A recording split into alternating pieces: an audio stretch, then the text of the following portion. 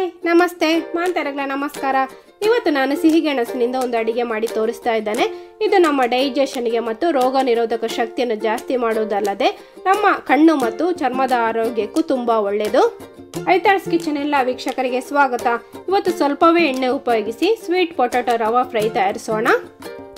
ನಾನಿಲ್ಲಿ ಅರ್ಧ ಕೆಜಿಯಷ್ಟು ಸಿಹಿಗೆಣಸು ತಗೊಂಡಿದ್ದೇನೆ. ಚೆನ್ನಾಗಿ ತೊಳೆದೇ ಇಟ್ಟುಕೊಂಡಿದ್ದೇನೆ. ಇನ್ನು ಮೇಲ್ಗಡೆದು ಸಿಪ್ಪೆ ತೆಗೆದುಕೊಳ್ಬೇಕು. ಸಿಪ್ಪೆ ತೆಗೆದಾದ್ಮೇಲೆ ಇದನ್ನು ತೆಳುವಾಗಿ ಕಟ್ ಮಾಡಿಕೊಳ್ಬೇಕು. ಶೇಪ್ ಯಾವುದು ಬೇಕೋ ನಿಮ್ಮ ಇಷ್ಟ, ತೆಳುವಾಗಿ ಕಟ್ ಮಾಡಿಕೊಂಡ್ರೆ ಸಾಕು. ಈ ರೀತಿಯಾಗಿ ತೆಳುವಾಗಿ ಕಟ್ ಮಾಡಿ ಆದ್ಮೇಲೆ ಇದನ್ನು ನೀರಲ್ಲಿ ಹಾಕಿಡಬೇಕು. ಇನ್ನು ಇದನ್ನು ಪಕ್ಕಕ್ಕಿಟ್ಟು ಇದಕ್ಕೆ ಮಸಾಲೆ ರೆಡಿ ಮಾಡಿಕೊಳ್ಳೋಣ. ಒಂದು ಪ್ಲೇಟಲ್ಲಿ ನಾನು 3 ಟೇಬಲ್ ಸ್ಪೂನ್ ಅಷ್ಟು ರವೆ ಹಾಕ್ಕೊಂಡಿದ್ದೇನೆ.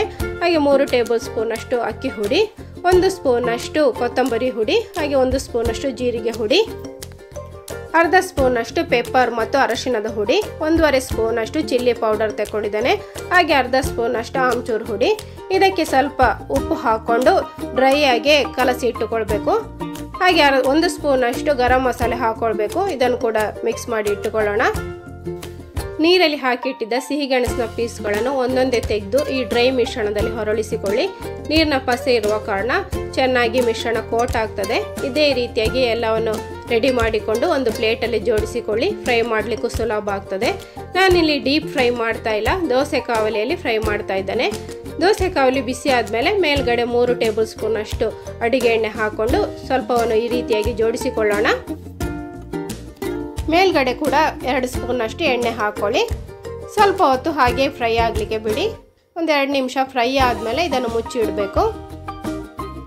ಮೀಡಿಯಂ ಫ್ಲೇಮಲ್ಲಿ 1-2 ನಿಮಿಷ ಬೇಯಿಸಿ ಆದಮೇಲೆ ಮುಚ್ಚಳ ತೆಗೆದು ಇದನ್ನು ಪುನಃ ಮಗುಚಿ ಹಾಕ್ಕೊಳ್ಬೇಕು. ಸ್ವಲ್ಪ ಹೊತ್ತು ಹಾಗೆ ಫ್ರೈ ಆಗಲಿಕ್ಕೆ ಬಿಡಿ. ಪುನಃ ಇದನ್ನು ಮುಚ್ಚಿಟ್ಟು ಸ್ವಲ್ಪ ಹೊತ್ತು ಬೇಯಿಸಿಕೊಳ್ಬೇಕು. 2 ಬದಿ ಕೂಡ ಚೆನ್ನಾಗಿ ರೋಸ್ಟ್ ಆಗಿ ಕಲರ್ ಚೇಂಜ್ ಆಗಲಿಕ್ಕೆ ಬಿಡಿ. 2ನೇ ಬ್ಯಾಚ್ ಕೂಡ ಇದೇ ರೀತಿಯಾಗಿ ರೆಡಿ ಮಾಡಿಕೊಳ್ತಾನೆ. ನಮ್ಮ ಬಾಲ್ಯದಲ್ಲಿ ಅಮ್ಮ ಸಿಹಿಗೆಣಸನ್ನು ಸ್ವಲ್ಪ ಉಪ್ಪು ಹಾಕಿ ಬೇಯಿಸಿ ಕೊಡ್ತಿದ್ರು. ನಾವೆಲ್ಲ ಇಷ್ಟಪಟ್ಟು ತಿಂತಿದ್ದೆವು. ಆದರೆ ಈಗಿನ ಮಕ್ಕಳಿಗೆ ತಿನ್ನಬೇಕಾದ್ರೆ ವೆರೈಟಿಯಾಗಿ ಟ್ರೈ ಮಾಡಲೇಬೇಕಾಗ್ತದೆ.